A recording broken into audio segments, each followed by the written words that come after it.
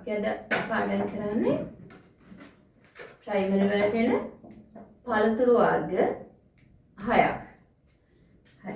මේ අකුර මොකද්ද? ආ නයන්නට අපි කිව්වා මෙහෙම ලියුවොත් ලයන්න කිව්වා. මෙහෙම ආවොත් මැද්දට නයන්න කිව්වා.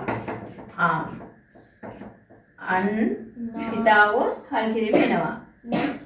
එතකොට මේ කැලේ එනවා කියන්නේ අන්නා සි.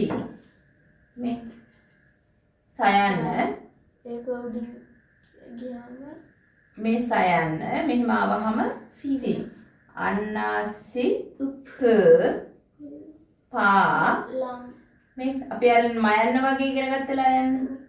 එතන අන්නාසි පලම් පාලා අන්නාසි පලම් කියන්නේ අන්නාසි අන්නාසි.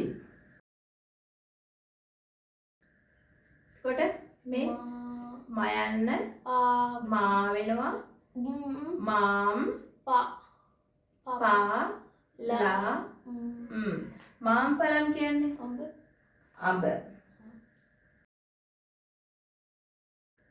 මේක දාත වලට ගත්තා. මේ කියන්නේ කොම්බෝය හල් කිරීමයි ආවා. මේ කියන්නේ ඇලපිල්ල ආවා.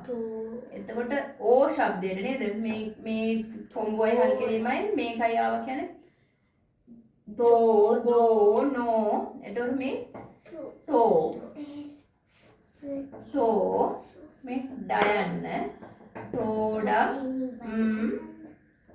පාලා තෝඩම් පලම් දොඩම්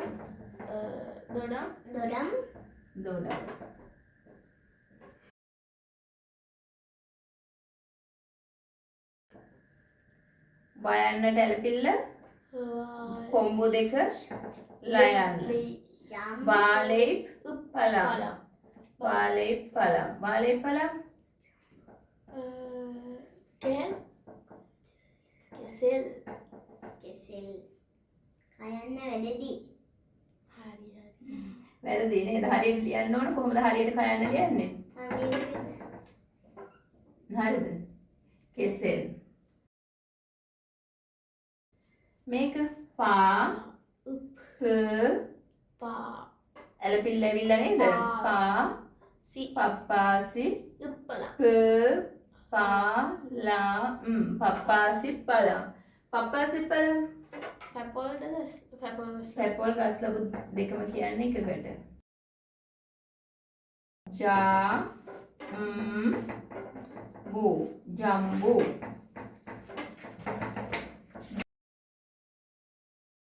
අන්නාසි පලම් මාම් පලම් තෝඩම් පලම් වාලේ පලම් පප්පාසි පලම් ජම්බු.